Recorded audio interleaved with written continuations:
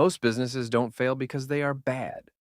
They fail because people choose businesses that were never designed to survive. Think about the pattern. A wave of excitement hits the internet. A new opportunity appears. Suddenly, everyone is talking about dropshipping, crypto flipping, AI automation agencies, faceless channels. The next big thing. People quit their jobs. They binge motivation videos late into the night. They tell their friends, "This is my breakthrough year." For a few weeks, energy is high. Plans feel clear. The future feels close. And then, silence. The uploads stop.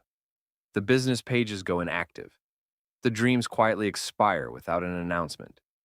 Not because those people were lazy, not because they weren't smart, but because they chose businesses that were never structurally built to survive pressure, competition, or time.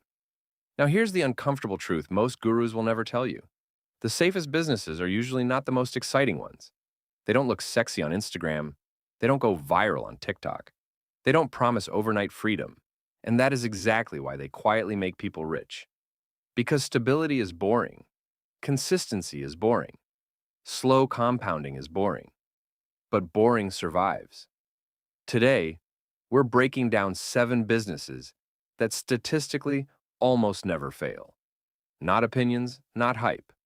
Real survival patterns backed by data, longevity trends, and human behavior. But before we go there, we need to confront the biggest lie ever told about business success. It's called survivorship bias. You only see the winners. You see the one e-commerce founder who scaled to 7 figures. You see the one YouTuber who blew up in 6 months. You see the one trader who turned $500 into a Lamborghini story. What you don't see are the thousands who started at the same time, the ones who followed the same tutorials, the ones who worked just as hard. They didn't fail because they lacked effort. They failed because they entered crowded, fragile, trend-driven ecosystems where survival odds were mathematically low from the beginning. We are living in what psychologists call a hype economy, an environment where attention moves faster than skill, where opportunity cycles are shorter than learning curves, where people choose businesses based on excitement, not durability. And this creates a dangerous emotional loop. Fear of starting, fear of choosing wrong, fear of wasting years. So people jump from one model to another, hoping certainty will appear somewhere in the next shiny idea. But certainty doesn't come from novelty. It comes from structure. This video is not just information, it is a decision shortcut. If you truly understand the survival patterns behind businesses that last, you may save yourself 5 years of trial, error, frustration, and financial anxiety. And if you are serious about building real income, not just consuming motivation, subscribe. Most people won't. They'll keep scrolling, keep searching for shortcuts, keep restarting, and that is exactly why most people stay stuck. While a quiet minority chooses stability, commits early, and compounds wealth in businesses designed to survive. Because when you start seeing business through survival patterns instead of hype, something changes. You stop asking, what is trending? And you start asking, what refuses to disappear? So, as we move through this video, we are not just telling stories. We are mapping the 7 businesses that almost never fail, backed by real demand behavior, recession data, and long-term survival trends. We begin with number 1, healthcare and personal care services, the business that solves urgent pain. People do not delay pain solutions.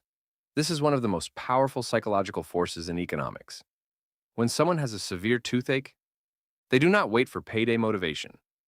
When a child has a high fever, parents do not compare 5 providers before acting.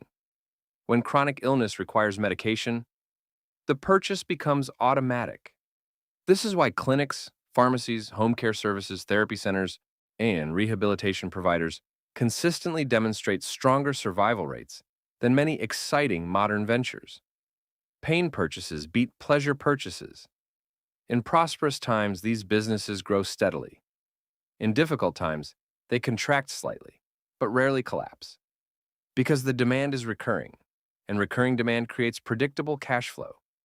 Think about a small neighborhood pharmacy. No viral marketing, no influencer campaigns, no massive expansion plans.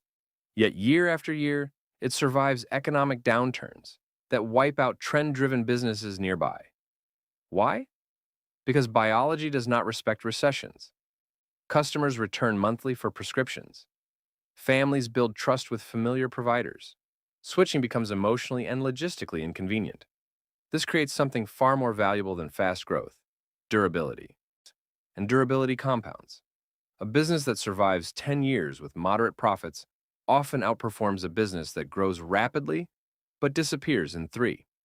This is why data across multiple regions shows that essential healthcare-related services maintain higher long-term operating continuity compared to discretionary sectors like entertainment retail or speculative online ventures. Not because they are perfect, but because they are necessary. Now here's where many people make a mistake. They assume that safe businesses must always be medical or technical. But survival patterns are not limited to hospitals and pharmacies. Some of the strongest businesses in history are built around needs so ordinary. People overlook them completely. Needs that exist in every city, every income level, every economic condition. Which brings us to number 2. Because sometimes, the businesses that almost never fail are not solving pain.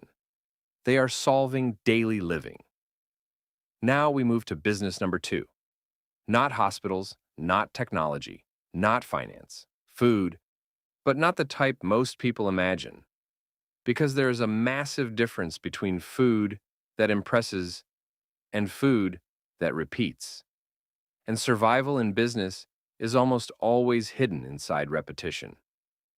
Human beings are creatures of habit. We like to believe we are adventurous. We like to think we constantly try new experiences. But when it comes to daily eating patterns, most people rotate between the same few options: the same breakfast spot, the same lunch takeaway, the same evening street vendor. Not because it is the best food in the world, but because it is predictable, affordable, and convenient. This is where essential food models quietly build resilience. Local restaurants serving simple meals, takeaway spots near workplaces, bread production and small bakeries, street food systems embedded in community movement. These businesses are powered by what economists call habit consumption. When demand becomes habitual, marketing pressure reduces. When purchases become routine, revenue stabilizes. When customers stop experimenting, loyalty increases without formal programs. Think about a modest food stall operating near a busy transport stop. No luxury seating, no dramatic branding, no social media strategy. Yet every morning, commuters line up. Every afternoon, workers return. Every evening, students grab a quick meal. The owner's not chasing virality. He is serving rhythm. And rhythm compounds. Even during economic downturns, people still eat outside occasionally, but they downgrade from luxury dining to essential, affordable options. This creates an interesting survival paradox within the food industry. On the surface, food businesses appear highly competitive and risky. Statistics often show high closure rates in hospitality. But when you isolate routine-driven food models, a different pattern emerges. Fancy restaurants with high overhead, complex menus, and experience-based positioning often struggle to maintain consistent foot traffic. They depend on celebration spending. They rely on emotional purchases. They fluctuate with trends and social visibility. Routine food providers depend on something much stronger: daily necessity combined with convenience. Convenience beats brand. If someone has only 20 minutes to eat, proximity becomes more powerful than reputation. If someone has limited income, price stability becomes more important than ambiance. This is why small bakeries continue producing bread long after luxury dining concepts shut down.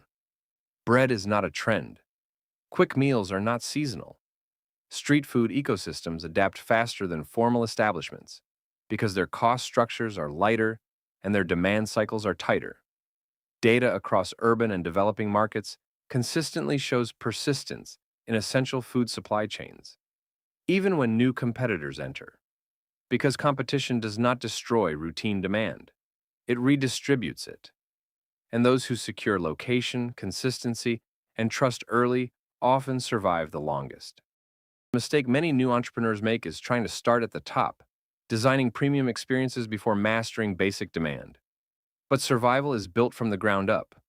Serve what people already consume, show up where they already move, simplify what they already need, and you create a business that integrates into daily life. Now, here's the next layer of the survival pattern. Some businesses do not just benefit from routine, they benefit from emergencies and inconvenience. Which brings us to business number 3, a category most people underestimate.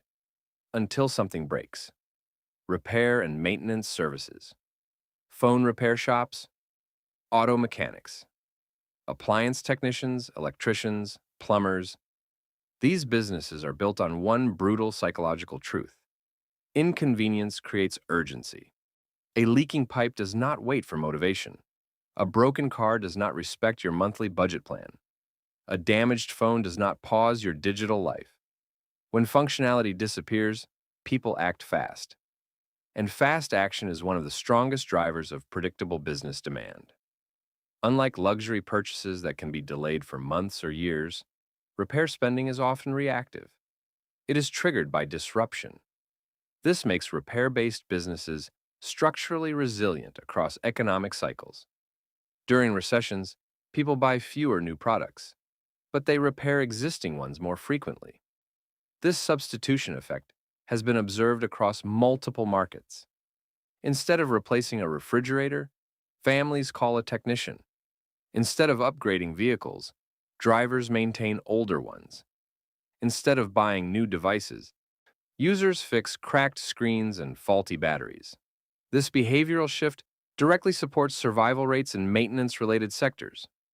Data from small business survival studies consistently shows that service businesses tied to essential functionality, especially local repair services, maintain stronger continuity compared to trend-based retail ventures. Not because competition is low, but because demand is recurring and unavoidable. Let's visualize a simple micro-story. A small auto repair garage operates on the edge of a growing neighborhood. No flashy signage, no aggressive online advertising, no viral growth. But every week, cars arrive. Some for emergency fixes, some for routine servicing, some because the owners cannot afford replacement. Economic conditions change. Fuel prices rise. Employment fluctuates. Yet the garage remains active. Why? Because transportation is tied to livelihood, and livelihood creates non-negotiable maintenance needs. The same pattern applies to electricians fixing power issues, plumbers responding to burst pipes, technicians restoring internet connectivity. These businesses often grow through reputation rather than promotion. Trust compounds. Customers remember who solved their crisis, they return, they refer others. Over time, this creates a stable client base that reduces dependency on constant marketing expenditure. Now, here's an important data-backed insight. Research on small enterprise durability shows that businesses offering essential ongoing services tend to experience lower volatility in revenue compared to businesses dependent on discretionary spending. The maintenance services fall directly into this category. Even when new competitors enter, total demand remains high because infrastructure, devices, vehicles, and homes constantly require upkeep. In other words, breakdown is inevitable, and inevitability is powerful in business. The entrepreneurs who position themselves around inevitable problems often build slower, but stronger, income systems. They are not chasing trends. They are responding to realities. And reality renews demand every single day. Now notice the survival pattern evolving. First, we saw businesses protected by pain. Then, businesses protected by routine. Now, businesses protected by disruption. But the next category survives for a different reason entirely. Not because something hurts, not because something breaks, but because people must comply. Which brings us to business number 4, a category that rarely gets applause, but quietly builds some of the most stable fortunes in the world. Distribution, wholesale suppliers, logistics operators, inventory distributors. product aggregators, transport networks moving goods from producers to consumers. These businesses are not always visible to the public. They do not rely on viral branding. They do not need celebrity endorsements because their power is not in attention. Their power is in control of flow. And in business, whoever controls flow often reduces risk. Think about it. A trendy retail brand must constantly attract customers. A restaurant must convince people to walk in every single day. A content creator must fight algorithms for visibility. But a distributor often operates behind the scenes, inside an already existing system. And the demand is already there. Shops need stock. Restaurants need ingredients. Pharmacies need supplies. Manufacturers need channels to reach markets. Distribution businesses plug directly into these needs. This creates psychological stability, not just for customers, but for the business owner. Because instead of guessing whether demand will appear, they position themselves between two forces that already exist: supply and consumption. And when you stand between inevitabilities, survival odds improve. Let's imagine a modest wholesale food distributor. No fancy storefront, no retail foot traffic, no dramatic social media presence, but every morning trucks move. Inventory flows from producers into storage, from storage into small shops, from shops into households. Economic conditions change. New brands enter the market. Consumer preferences evolve. Yet the distributor continues operating. Why? Because they are not dependent on one product trend. They are dependent on movement itself. As long as goods must travel, distributors remain relevant. This is why data across small and medium enterprise studies often shows lower failure rates in businesses that operate within supply chains rather than at the edges of consumer excitement. When demand already exists and you simply facilitate access, uncertainty decreases. Another powerful advantage is relationship locking. Retail businesses may lose customers quickly, but distributors often build contractual or long-term supply relationships. Once a shop depends on a distributor's reliability, switching becomes risky. Stock shortages mean lost sales. Delayed deliveries mean frustrated customers. Consistency becomes currency, and consistency protects survival. There is also scale flexibility. Distribution businesses can grow gradually, adding routes, expanding product categories, improving logistics efficiency, without needing viral breakthroughs. This slow expansion aligns with one of the most underestimated wealth principles: compounding through systems. Instead of chasing unpredictable spikes, distributors build predictable networks, networks that strengthen over time. Now observe the survival patterns we've uncovered so far. Businesses protected by pain. Businesses protected by routine. Businesses protected by breakdown. Businesses protected by flow. But the next category survives for an even deeper reason. Not because people want to buy, not because something stops working, but because life itself keeps changing. Which brings us to business number 5, a category that survives not because of pain, not because of routine, not because something breaks, but because human beings are wired to want a better future. Education and skill transfer businesses, coaching centers, skill academies, vocational training hubs, online tutoring platforms, language schools, certification programs. These businesses are powered by what psychologists often call the hope economy. People invest in learning not only to solve today's problems, but to change tomorrow's possibilities. A worker wants promotion. A student wants opportunity. An entrepreneur wants leverage. A parent wants upward mobility for their child. And this desire does not disappear during economic hardship. In many cases, it intensifies. When jobs become scarce, more people seek new skills. When industries evolve, more workers retrain. When technology disrupts old roles, education demand rises. This creates a powerful survival pattern. Unlike luxury consumption, learning is often framed as an investment, and investments are psychologically easier to justify than indulgences. But here's the twist: most education entrepreneurs misunderstand. Information alone does not sell. Transformation sells. People do not pay simply to know more. They pay to become different, to become employable, to become confident, to become certified, to become financially independent. A coaching center that promises vague motivation may struggle, but a skill academy that clearly connects learning to income opportunities builds stronger retention. An online tutor who helps students pass critical exams creates repeat demand through referrals. A training institute that aligns with real market needs integrates itself into the advancement journey of its students. This is where survival strengthens, because success stories become marketing engines.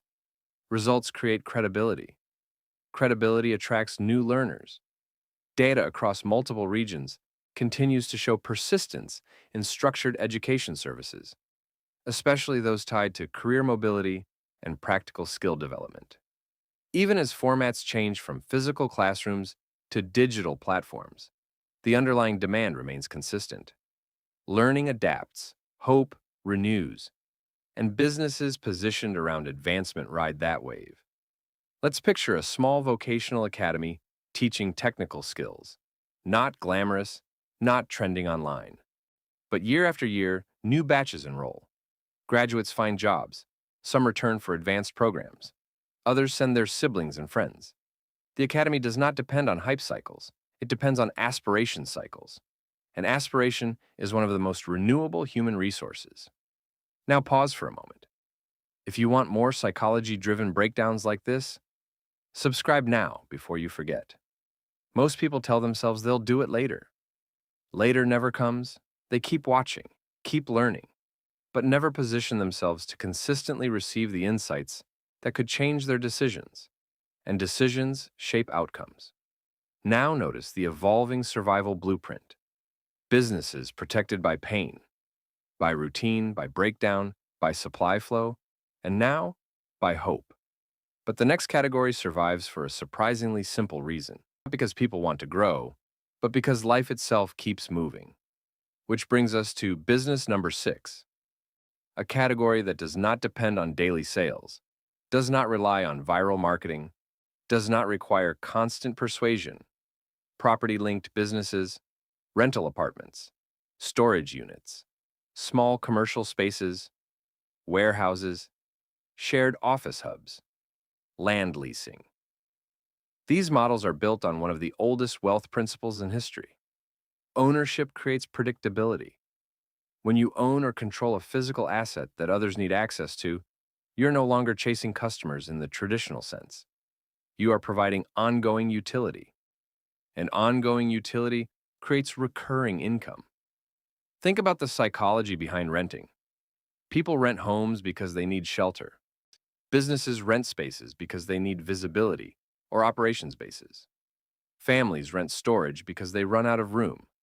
Entrepreneurs rent shops because ownership may be too expensive.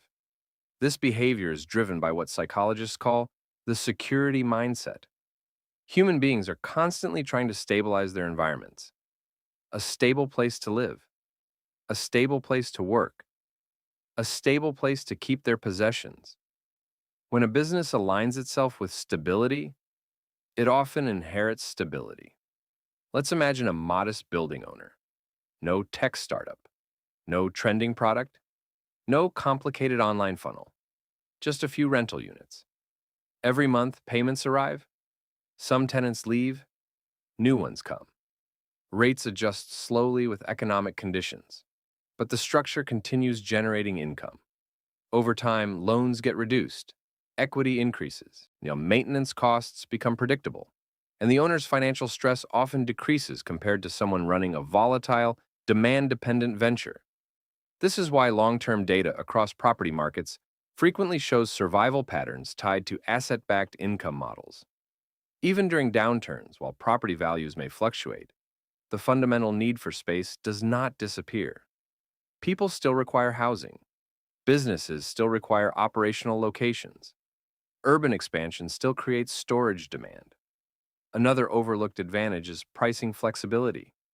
Unlike product businesses where price wars can destroy margins quickly, property-linked models often allow gradual adjustments. Rent increases over time. Lease structures provide visibility. Occupancy planning reduces uncertainty.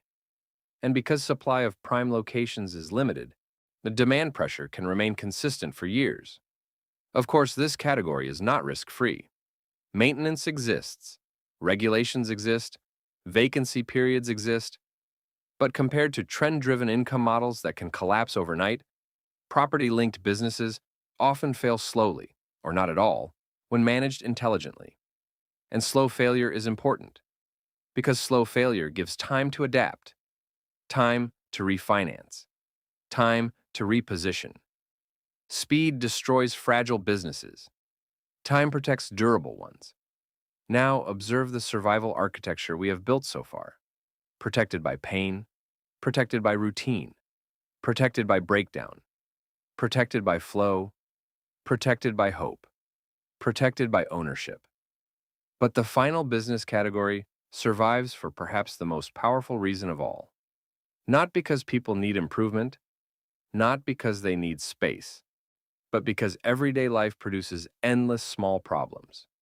Which brings us to business number 7, the quiet giant most people ignore.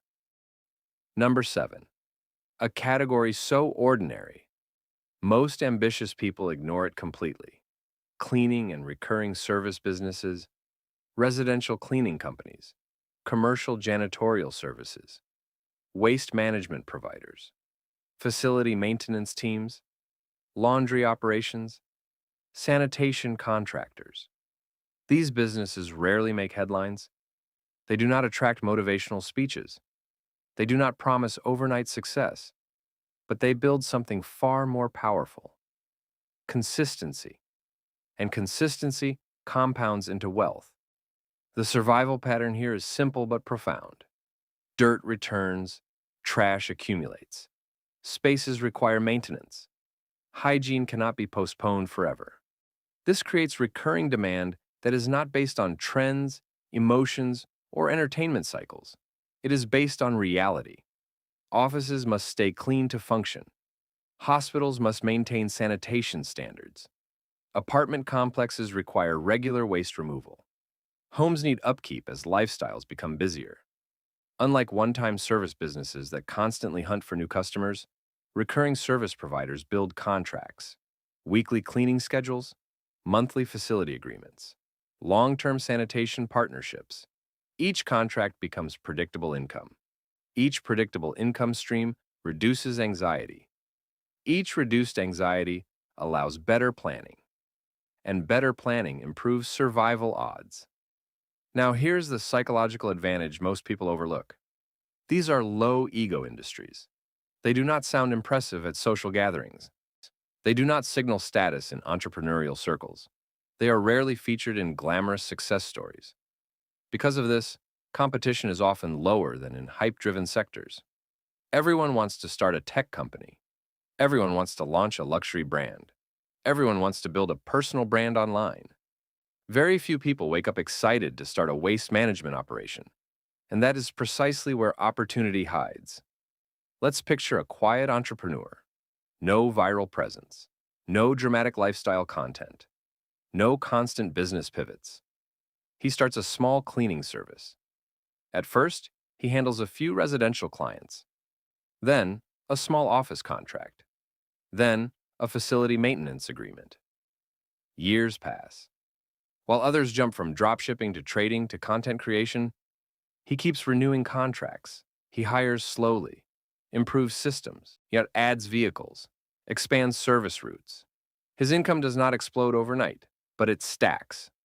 One contract becomes 3, 3 become 10, 10 become a stable operation that runs even when he's not personally present. This is the emotional payoff of boring businesses: peace, predictability, control. Data across urban service markets continues to show that recurring operational services, especially those tied to sanitation and maintenance, demonstrate strong persistence because they integrate directly into institutional and residential routines. They become invisible infrastructure, and infrastructure rarely disappears. Now step back and observe the full survival map we've built together. Businesses protected by pain, by routine, by breakdown, by supply flow, by hope, by ownership, and finally, by consistency. So 7 businesses that almost never fail, not because they are exciting, but because they are necessary. The quiet entrepreneurs who understand this do not chase trends. They build systems that outlive trends. Now that we've walked through all 7 survival businesses, a deeper realization begins to form. Most businesses do not fail because the market rejected them. They fail because the builder abandoned them. This is uncomfortable to hear, but it is one of the most consistent psychological patterns in entrepreneurship. People do not usually quit when a business is impossible. They quit when progress becomes slow, when excitement fades, when results stop feeling dramatic. This is not market failure. This is identity instability. At the beginning of any business journey, motivation is emotional. You feel inspired, you feel urgent, you feel different from everyone else. But over time, reality introduces repetition. Daily operations, customer complaints, small profits, incremental growth, and this is where the internal battle begins. The mind starts asking dangerous questions. Is this worth it? Am I wasting time? Should I try something bigger, faster, more exciting? So people pivot. They leave routine food models for trendy e-commerce. They abandon repair services to chase digital hype. They sell property assets to speculate on volatile opportunities. They shut down cleaning contracts to start businesses that look more impressive. Not because their original business was weak, but because their identity was not yet built for slow success. And slow success is the hidden engine behind almost every durable wealth story.